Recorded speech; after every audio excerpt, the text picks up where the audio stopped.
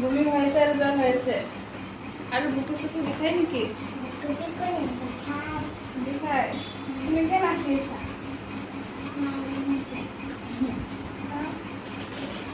দিवाली ভালকে উঠাবা